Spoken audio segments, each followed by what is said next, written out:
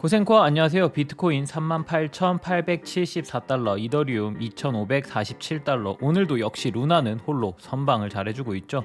한국 프로젝트라는 게 정말 놀랍습니다. 루나가 왜 유독 선방을 잘해주느냐에 대해 알고 싶으시다면 루나 특별편을 꼭 참고해 주시면 좋겠습니다. 드디어 15일 금리 인상을 발표하는 하루 전날입니다. 오전부터 비트코인이 위아래로 들쑥날쑥, 평단이 안정적이신 분들이 아니시라면 신규 진입은 진지하게 고민해 보시길 바랍니다. 오늘의 공포 탐욕 지수는 21입니다. 지속적으로 익스트림 피어를 나타내고 있네요. 시장은 현재 여러 가지 상황에 의해 얼어있죠. 그리고 두려움에 떨고 있는 이유는 지속 이야기 드리고 있습니다. 이런 장세일수록 잃지 않는 투자가 버는 투자라고 생각합니다. 어제 영상에서 이야기 드렸던 EU에서 비트코인 금지에 대해 논의하고 있다고 한 뉴스 기억나시나요? 유럽의회 경제위원회에서는 이와 관련해 반대했다는 뉴스입니다. 비트코인을 필두로 대다수의 가상자산들은 분산 시스템을 사용하고 있습니다. 결국 탈중앙화되어 있다는 뜻이죠. 물론 현재 다른 프로젝트들은 재단이나 주인이 있는 반면 비트코인은 개발자의 부재로 인하여 현재 주인이 없는 상태이죠. 그러므로 비트코인은 추후 큰 내용들에서 변경이 되기 힘듭니다. 기존의 중앙화된 다른 친구들과는 다르게 주인이나 의견 결정자가 확실하게 있는 게 아니기 때문이죠. EU의 이런 결정은 사실 모두 예상했던 바입니다. 마이클 세일러 역시 잘못된 선택을 했을 시 EU가 잃을 수 있는 어마어마한 금액의 이야기를 했으니까요. 어찌 보면 가상자산 내에 불안정한 요소 한 가지가 또 해소된 셈이죠. 엘살바도르를 시작으로 많은 나라들이 비트코인을 법정 화폐로 결정하게 될 것입니다. 현재 멕시코도 관련 법안을 추진하고 있는 상황이죠. 세상의 변화를 쉽게 받아들이진 못할 겁니다. 더불어 여러 나라들의 법정 화폐로 비트코인이 지정되었을 시에 비트코인에 대한 위상은 현재와는 또 달라지겠죠. 현재는 고위험군 자산이지만 점점 법정 화폐로서 인정받는 분위기가 되어 간다면 또 다시 새로운 법안들이 생길 것이고, 그때가 된다면 전 세계가 합심해서 신규 법안이 만들어지지 않을까 싶습니다. 미국, 유럽 등 대다수의 나라들은 현재 스위프트를 통하여 러시아의 국고에 어느 정도 타격을 주었습니다.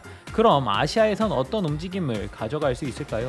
러시아는 현재 합법적인 암호화폐 거래소 자체가 러시아 내에 없습니다. 그렇다는 것은 러시아의 투자자들이나 혹은 러시아 내에 검은 돈을 세탁하기 위해서는 별도의 거래소를 거쳐야 한다는 것이죠. 물론 이와 같은 방법 말고도 다른 방법이 있겠지만 말이에요. 일본은 현재 러시아에 대한 가상자산 및 NFT 전송을 포함한 모든 것을 막았고, 이를 따르지 않았다면 최대 3년의 징역과 8,500달러의 벌금형이 내려진 상황이라고 합니다. 아시아 국가 중에서는 가장 빠른 움직임을 보여주었죠. 싱가포르 역시 싱가포르 내 모든 금융기관은 러시아 은행과 거래 금지 및 러시아 정부 및 관련 기금 자금 조달 금지를 발표했습니다. 더불어 가상자산 관련한 부분도 변동이 없이 동일하다고 이야기를 합니다. 태국 쪽은 여행 중이었던 러시아로 돌아가지 못한 이들에게 가상자산으로 잠시 결제가 가능하게끔 해주겠다라는 이야기를 하죠. 현재 러시아인들은 해외에서 마스터카드, 비자카드 및 신용카드 대다수를 사용할 수 없습니다. 여행 온 러시아인까지 전쟁에 참여한 것은 아니니까요. 마지막으로 한국은 현재 현진의 주요 가상자산 거래소에서 러시아 IP와 러시아 사용자를 차단했다고 합니다. 현재 이처럼 실제로 러시아는 점점 전 세계의 많은 나라들에 의해 제재를 받고 있는 상황입니다.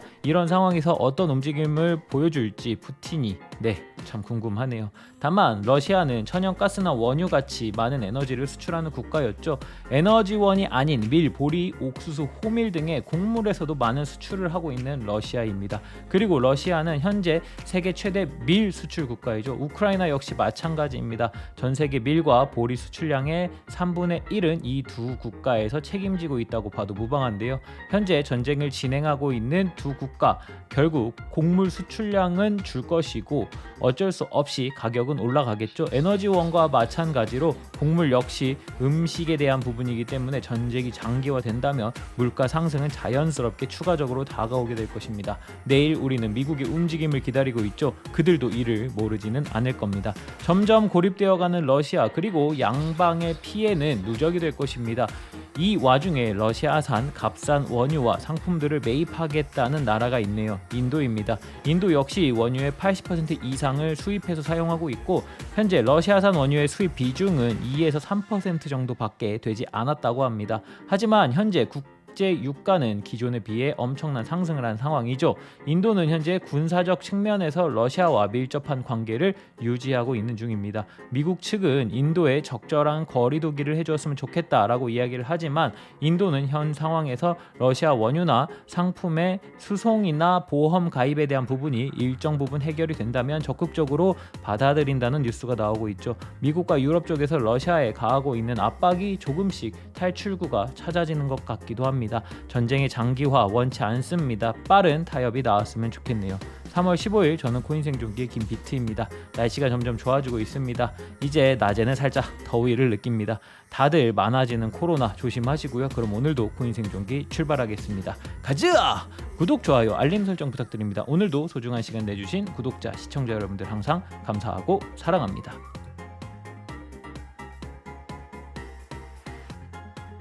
비트코인 1일 차트입니다. 어제 일봉의 장기 추세를 기반으로 지켜주어야 하는 구간과 이유에 대해 자세히 이야기 드린 것 기억하시죠? 어제 이야기 드렸던 것과 같이 비트코인이 수렴 상단 부근인 41,500달러를 돌파해준다면 단기적으로 상승할 여력이 생긴다고 볼 수 있겠고, 아래로는 두 개의 수렴이 있다고 이야기를 했죠. 단기 수렴의 하단 부근인 35,200달러, 장기 수렴의 하단 부근인 33,670달러, 이 두 곳을 지켜주는 것이 현재로서는 중요해 보입니다. 만일 이 두 곳을 이탈하게 된다면 하락으로의 힘이 거세질 것이라고 보여집니다. 현재 수렴의 기간인 만큼 위아래의 주요 구간들을 이탈하는지의 여부를 지켜봐야 할 것 같습니다. 주요 구간의 확정적인 돌파 여부에 따라 시장 상황이 전개될 것으로 보고 있는 상황이고요. 매일매일 같이 지켜보자고요. 수렴의 이탈 방향에 크게 한몫하지 않을까 하는 일정이 오늘에서 내일 넘어가는 새벽에 열립니다. 네, 바로 FOMC 회의입니다. 현재 예상되는 바로는 이번 회의를 통하여 코로나 팬데믹 기간 동안 제공한 막대한 경제적 지원을 거두어 드릴 것으로 예상되고 있는 분위기죠. 이것을 거두어 드리는 방안으로는 0.25%의 금리 인상으로 시작될 것이라는 예상을 하고 있습니다. 그래서인지 현재 비트코인뿐 아니라 미국 증시, 금, 유가, 원자재 등의 가격들이 요동치고 있는 상황이죠. 내일의 발표가 시장의 예측대로만 흘러갈지 아니면 예측치보다 더욱 강경하게 나와 자산 시장에 충격을 더해줄지 내일 또 이야기해 보도록 하겠습니다. 자, 오늘은 여기까지. 내일의 큰 이벤트, 모든 사람들이 몇 개월을 기다렸던 일이죠. 이 엔딩이 어떻게 날지 다가오는 새벽 모든 것이 결정나겠죠. 변동성이 클 수 있습니다. 조금은 투자에 보수적으로 생각하시고요. 모든 구독자, 시청자분들이 기다린 만큼 큰 수익을 얻어 페라리를 사러 가는 그날까지 코인 생존기는 계속됩니다. 쭉.